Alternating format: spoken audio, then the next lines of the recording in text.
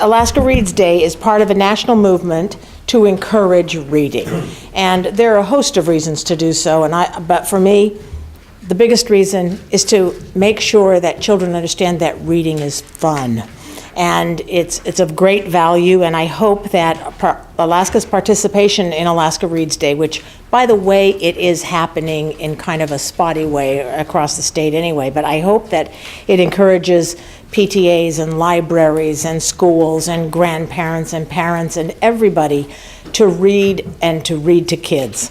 The date that's selected is Dr. Seuss's birthday because he is a beloved children's author, and I know that I loved him as a child, and I love him still I love his literature still as an adult, although some's a little preachy, but I buy the books for my grandkids and have read them to them.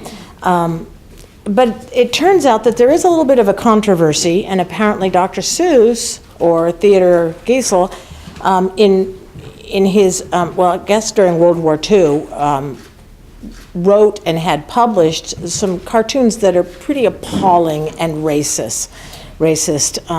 The committee, was it the State Affairs Committee, pondered an amendment to take out the language supporting Dr. Seuss and ultimately decided not to do it. I think the public at large is unaware of this smear on his history because he is so beloved as a writer.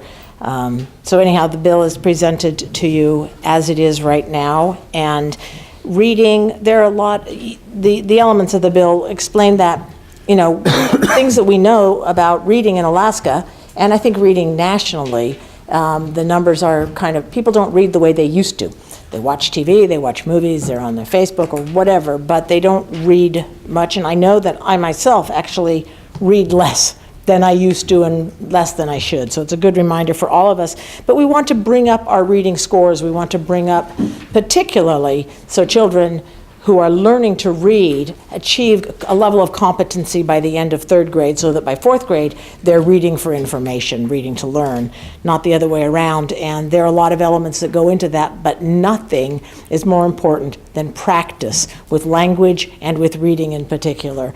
It's a national security concern. I've heard retired generals, a group of them who are dealing with military readiness for the nation, say that their recruits don't read well enough to follow manuals and instructions.